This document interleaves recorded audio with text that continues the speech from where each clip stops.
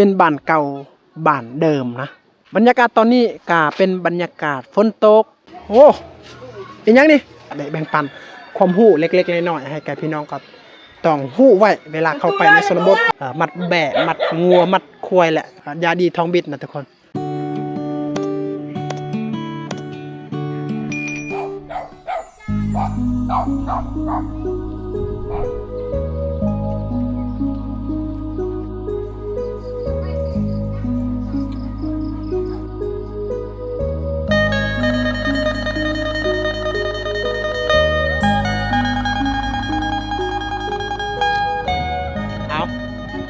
กับทักทายสบายดีและสวัสดีพ่อแม่พี่น้อง FC เบอร์สุขุสุขคนอีกครั้งนะ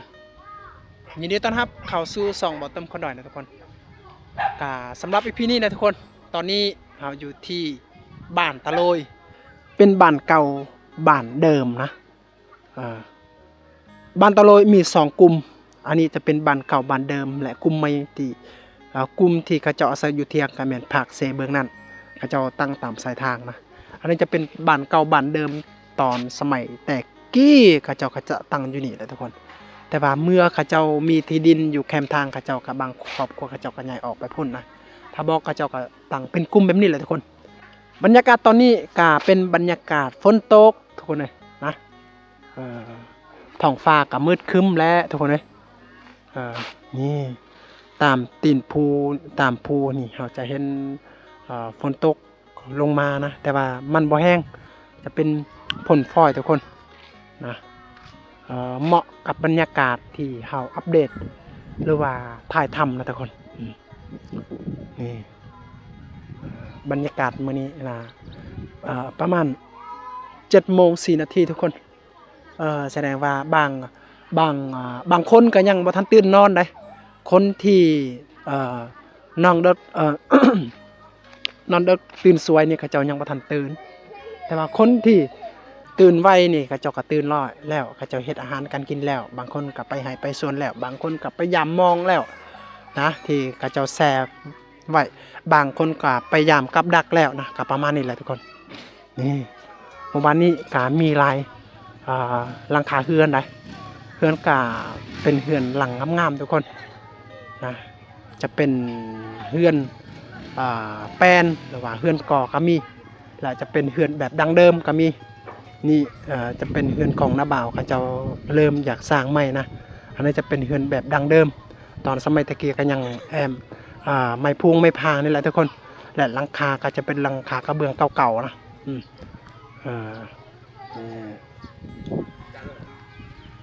นี่เพิ่นกะตีดินบล็อกอยากอยากเฮ็ดพาแอมนี่แหละทุกคนจะเป็นก่อดินบล็อกให้มันสูงๆไปพุ่นเลยนะตีเองได้บางคนเขาเจ้าก็จะจ้างผู้ที่มาตีซอยนะก้อนกะน่าจะประมาณ1,500หรือว่า 2,000 ประมาณนี้แหละทุกคนเพราะว่าหมู่บ้านนี้เวลาเฮ็ดเฮือนนี่สิ่งที่อำนวยความสะดวกก็คือทรายกับแฮ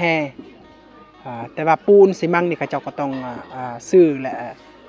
ค้นเอาแต่ทาน้ำพุ่นแหละจนฮอดนี่ทุกคนก็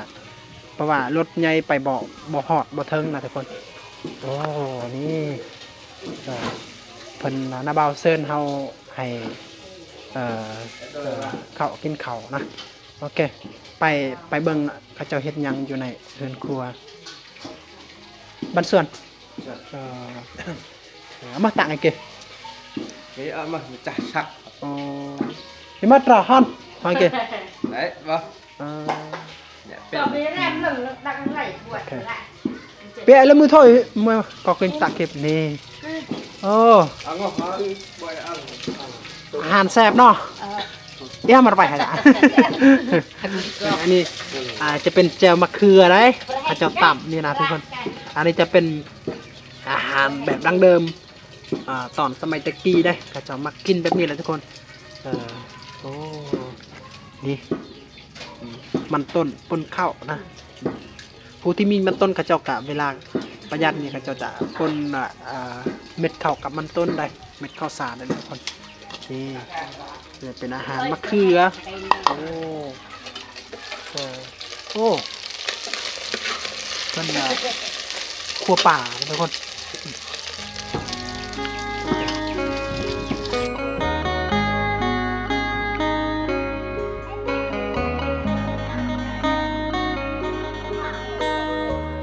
บางคนยังไม่ทันเปิดประตูเลยประตูเฮือนปองเยี่ยมเฮือน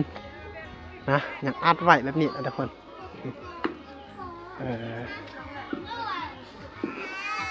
เมื่อเขาเจ้าเฮ็ด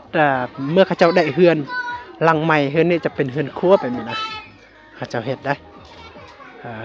เอาไว้เครื่องของอย่างต่างๆกระแมนอยู่นี่นะเฮือนครัวนี่สำคัญเวลายามหนาวนี่สำคัญสุดๆเลยเพราะว่าเขามักจะพิงไฟเลยทุกคน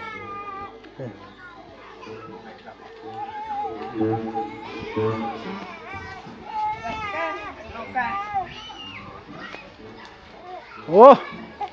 เอ้ยประเลยโอ้เงินเวียดเงินเวียดนาม เวียดนามได้ อันนี้ใบ10,000เนาะ แม่น อันนี้เด้ใบ20,000 ไปเช่าพัน ตัวมาโปะแต่พันเก ขอจ่ายไงตักยังบง อันนี้จะเป็นพ่อค้าเลยพ่อค้าซื้อสินค้าอย่างต่างๆอยู่ในระหว่างออมแอนหมู่บ้านนี่แหละทุกคนเดี๋ยวนี้ไปจ่ายค่าแรงงานเขาเจ้าขูดเปลือกไม่บ่งนะแต่มากันไงตะ บ้านกินได้ บ้านกินแน่นี่อันนี้ชีวิตพ่อค้าได้เงินลายได้ คนนี้บ่ธรรมดาไปจ่ายค่าแรงงานของเขาเจ้าอีกนะเห็นแล้วอยู่ป่ะ เฮ็ดพุทธก็ได้หน่อยกัน เยอะ ว่าล่ะงานก็ เลยจากกลางล่าง เลยจากกลางลาเชื่อต้นกะ 7-8 ตัว 7-8 ต้นคายแห้งคายดิบไปกี่หลัง แห้ง พอเราได้พูดที่เช่นโปรโตโคเตอร์ โอ้อีกยังนี่ตะเปียะตัวเงินป้าเถอะกระเจ้าขูดให้มันเป็นแบบนี้เลยสะอาดสะอ้างไปกินเองบอกไปขาย แม่นไปกิน โอ้นี่อาหารพ่อค้าได้นี่ว่าธรรมดาเป็นอาหารธรรมชาติทั้งนั้นเนาะรถนี่คักนี่จอดทางหน้าเล็กนี่มาเท่าได้จอดไอ้นี่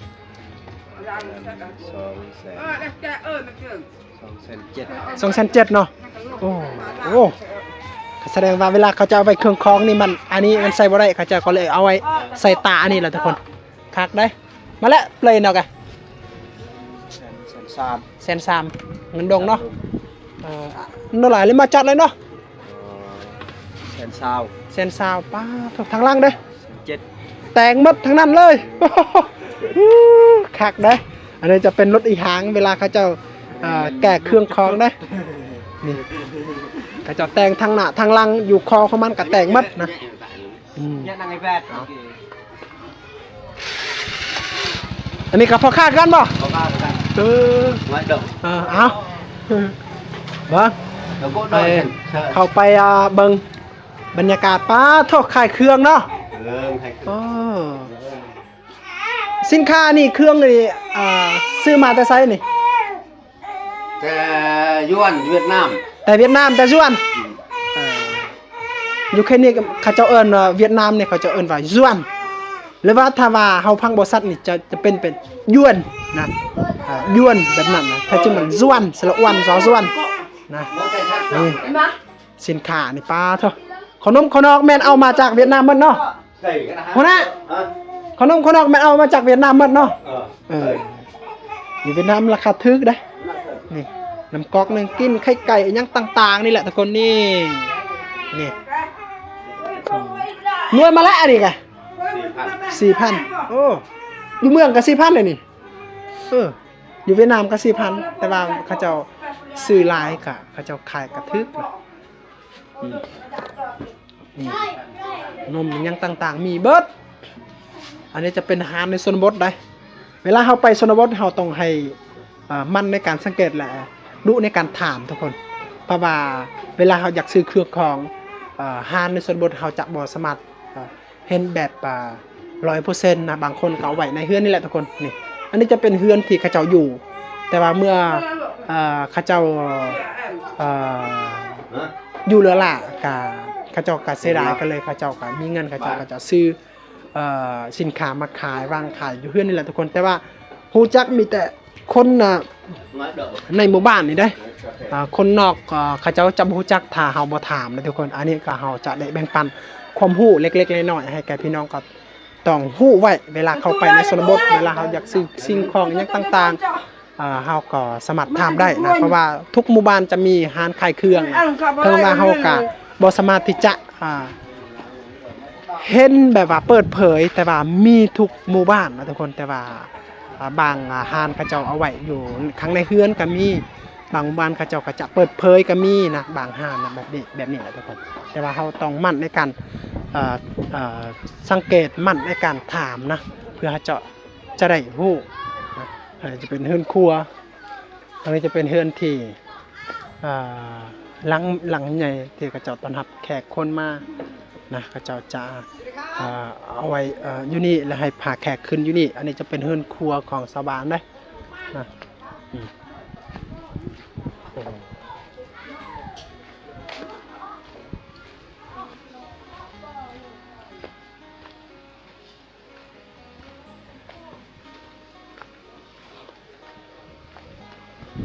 หมดแล้ว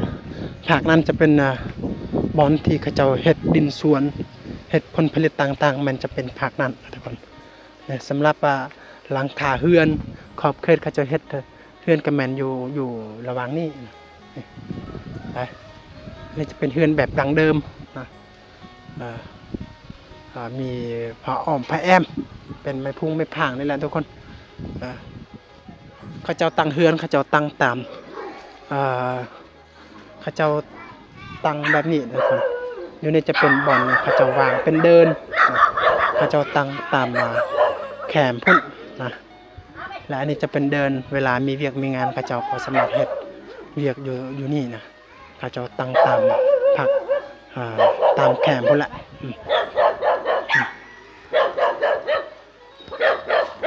เวลามีงานรับปื้เป็นยังต่างๆก็สะดวกสบายเขาเจ้าทำพิธีนะอันนี้จะเป็นลักนะลักนี้จะเป็นลักโตเขาเจ้าอยากทำพิธีแหละทุกคนนี่เป็นลักแกนมัดแบะมัดงัวมัดควายแหละยามพิธีควายเขาเจ้าก็มัดควายยามพิธีเขาเจ้าเฮ็ดคางัวเขาเจ้าก็มัดงัวนะนี่ได้เขาเจ้าปลูกเป็นเสาแกนเลยนะเพื่อให้มันทนทานนะทุกคนบรรยากาศคักเนาะเหมาะในการอัปเดตภาพหรือว่าถ่ายทำทุกคนพอฝนตกได้เพราะว่าส่วนลายนี่เราเห็นบางยูทูบเบอร์เขาเจ้าไปอัปเดตยามแรงหรือว่ายามเศร้าแต่ว่าจะเป็นยามฤดูแรงนะทุกคนนะแต่ว่าเดี๋ยวนี้พิเศษก็คือยามฤดูฝนตกนะทุกคนเพราะว่าอยู่เขตนี้ฝนบริตกกาประมาณ3เดือนนะทุกคนนับแต่เดือน4นะ3บอกหรือว่า4เดือน3เดือน3เดือน4เดือน5เดือน6นี่แหละทุกคนเข้าเดือน7กาครึ่งเดือนแหละนะใกล้ไปแล้วทุกคนและฝนตกได้แต่บ่ฮู้ว่าฝนตกจากมื้อนะสิ่งที่ชาวบ้านเขาเจ้ามักสุดๆแม่นฝนตกแต่เดือน4จนฮอดเดือน5หรือว่าเข้าเดือน6ก็ประมาณครึ่งเดือนชาวบ้านต้องการฝนตกได้ปลายเดือนใกล้จะหมดเดือน6จนฮอดเดือน7เดือน8แต่ชาวบ้านเขาเจ้าต้องการให้มันแห้งหรือว่าให้มันร้อนเพื่อเขาเจ้าสามารถที่จะเสียหญ้านะเพราะว่าเวลาฝนตกนี่เฮาเสียหญ้าบ่ได้ทุกคนเสียบ่ได้ก็หญ้ามันเกิดตลอดนะทุกคนแต่ว่าถ้าเฮาเสียยามร้อนยามฤดูแล้งนี่เฮาเสียหญ้าต่อเสียหากมันจะตายนะ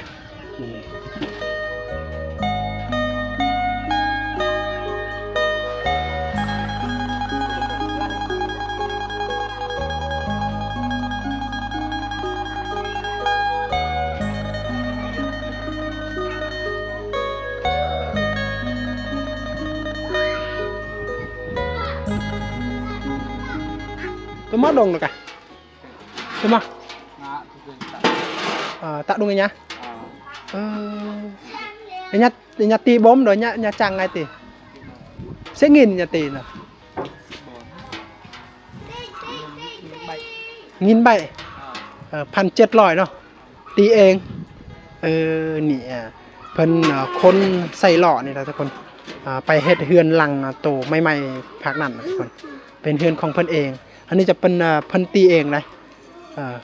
ประมาณ1,700ได้มาคันในอีจ้างง่ายเดี๋ยวกลองเอาลิมากให้จ้างง่ายกับวีบาทเงินโอ้โห1,700นี่ประมาณ3.4 ล้านได้แต่ว่าเพิ่นนี่เพิ่นจะตีเองแสดงว่า3.4 ล้านเฮาจะบ่ได้เสียให้แก่คนอื่นเสียให้เฮาเองนะตาเถอะใช่ไงอยากตี1,700น่ะ ơi cái bơm chỉ tới đây này โอ้เสียบ้าวแต่ cáiมันcòn chít ดุลังเด้อ mà để cho แต่ว่าตะลองถึงเลยอย่าตะบ่มไงตะ ngài là ấm hôi ta อะไรมาค่าแรง chít mùi triều มันจิละมุเตรียวสำเร็จลังลีก่อนเด้อ lần cò แทนสำเร็จต่างหากอีกเลยเอาอันนี้1,700นี่ไรปูนนี่ประมาณ40 สอบนะทุกคนแต่ว่าค่าแรงงานเพิ่นเฮ็ดนี่ไรเป็นวันนี่ประมาณ10 ปลายกว่าวันได้10 ปลายกว่าวัน thôi rồi แต่ว่าเพิ่นเฮ็ดเองนะเวลาเราเห็นชาวบ้านมีเฮือนกออยู่ในเขตชนบทนี่ก็มีหลายสิ่งหลายอย่างที่เขาเจ้าต้องลงทุนได้ก็คือแบบนี้ก็เขาเจ้าก็ต้องลงทุนตีดินบล็อกนะอันนี้เพิ่นตีเองประมาณ3.4 ล้านถ้าจ้างเขาได้เพราะว่าก้อน 2,000 แต่ว่า 1,700 ก้อนนี่ประมาณ3.4 ล้านแต่ว่า3.4 ล้านนี่เวลาเพิ่นตีเองนี่เพิ่นจะบ่เสียให้แก่คนอื่นแต่ว่าเพิ่นเก็บไว้เองนะก็สาเหตุที่เพิ่นตีเองนี่ก็เพื่อประหยัดเงินโต3.4 ล้านนี้ซื้อข้าวของอิหยังต่างๆเอาไว้ใส่ในเฮือนนะก็ประมาณนี้แหละทุกคนไปโอ้ทำไมเปาะ lại đã อันน่ะ ơi thờ dạ đã ơi dầm เอามันกี่ปลาไหลดังหน่อย lại ปลาไหลมาเรายายังนี่ lại ai vậy โอ้ปลาไหลทองบิดปลาทองอันนี้เป็นยาพื้นเมืองนะไม่ไปเฮ็ดบ่มเนาะเป็นยาพื้นเมือง อันนี้จะเป็นยาทองบิดได้ยาดีทองบิดนะทุกคนคักเนาะไปตัดจ้ะไปช่วยโยน vô chùa dồn เพิ่นหาให้บ่ได้ขายได้ถ้าว่าคณะวิ่งไงต้องการแกไม่ช่วยตัดจะกไม่แต่หลิมาไม่โยนนะกำตรงคันมุนเนาะมุกุกเนาะ chăm chơi อีมาอับง่อยเนาะ nô luyện ham kẹt kìa โอ้หน่อยอับง่อยเนาะ ập ngại มันsẽ đỡน่ะbát đỡ luôn บาร์เดอร์ đỡ cọt cái chân ค่าลังเด้อนี่เฮาบ่ฮู้เลยเฮาอยากอธิบายให้ FC กันยังบ่ฮู้ว่าหากกันยังนี่นะแต่ว่าเพิ่นสามารถหายาพื้นเมืองยาแก้ท้องบิดนะทุกคนนะโอเคเอาโอเคไปให้ชาวบ้านเพราะว่าชาวบ้านขอเพิ่นก็หาให้นะ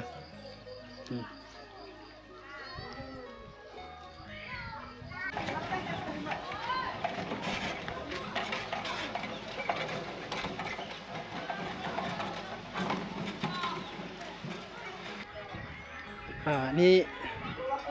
แม่นคลิปที่บ้านตะลุยบ้านเก่าบ้านเดิมนะเมื่อวานนี้เฮาก็ได้ปล่อยเป็นคลิปบ้านปลาที่ติดกับชายแดนบ้านตะลุยนะจะเป็นหมู่บ้านใกล้กันนะทุกคนแต่ว่าเฮาจะแยกเป็น2คลิปแต่สำหรับคลิปนี้ก็จะเป็นคลิปหมู่บ้านตะลุยทั้งนั้นอาจจะเป็นบ้านเก่าบ้านเดิมหมู่บ้านตะลุยกับบ้านปลานี่ก็หมู่บ้านตะลุยหลายกว่าได้นะทุกคนบ้านปลามันอยู่เทิงหันนะกาครอบครัวหลังคาเฮือนของหมู่บ้านปลาหรือว่าบ้านกิริใหญ่ก็ว่าได้ครับเขาเจ้าเอิ้นนะอยู่ในปุ่มสมโนเขาเจ้าจะบ่เขียนเป็นบ้านปลาแต่ว่าจะเขียนเป็นบ้านกิริใหญ่นะหรือว่าส่วนหลายเขาเจ้าจะเอิ้นเป็นบ้านกิริน้อยก็ว่าได้นะทุกคนแต่ว่าบ้านในบ้านก็มีทางเขาเจ้าเอาแต่บ้านกิริน้อยหรือว่าบ้านปลานี้และบ้านกิริใหญ่เขาเจ้าเฮ็ดร่วมกันนะอันนี้จะเป็นหมู่บ้านตะโลยขนาดจะประมาณ40 หลังคาเฮือนได้ที่เขาเจ้าอาศัยอยู่ร่วมกันนี่แหละทุกคนนี่และในการเสื้อถือของเขาเจ้าก็จะเป็นเสื้อบางครอบครัวเขาเจ้าเสื้อถือเป็นผีบางครอบครัวเขาเจ้าเสื้อถือเป็นคริสต์นะและว่าเดี๋ยวนี้ก็ชาวบ้านก็มีความหวังขึ้นมาผลปลูกงอกงามนะแต่ว่าความหวังก็มันบ่ลอย บ่ลอยนะทุกคนเพราะว่าคือข้าวนี่แล้วดูเดือน7นี่เขาเจ้าจะบ่ปลูกได้ส่วนหลายนะเพราะว่าเดือน7นี่เขาเจ้าเริ่มใหญ่แหละเริ่มเป็นสาวแหละเดือน8นี่เป็นแล้วดูที่ข้าวนี่เป็นห่วงเป็นมันแบบนั้นนะทุกคนท้องแบบนั้นนะถือภาพแบบนั้นว่าไงนะนั่นแหละแต่ว่าถ้าเฮาก็เริ่มปลูกนี่ก็เพราะว่าก็เกิดอยู่แต่ว่ามันบ่งามนะโอเคทุกคนคลิปนี้ก็เฮาหวังว่าเฮาได้แบ่งปันบรรยากาศที่แสนสวยงามยามฝนตกและความสุขเล็กๆน้อยๆให้แก่พ่อแม่พี่น้องและ FC ที่กำลังติดตามและรับชมเบาเติมอยู่นะหรือว่ารับชมคลิปนี้นะเพราะว่าจะเป็น FC ใหม่หรือว่า FC เก่านะทุกคนนะก็ขอให้มีสุขภาพเข้มแข็งเจริญร่ำรวยนะแล้วก็ทุกคนไว้เจอ EP ต่อไปนะทุกคนแล้วก็บ๊ายบาย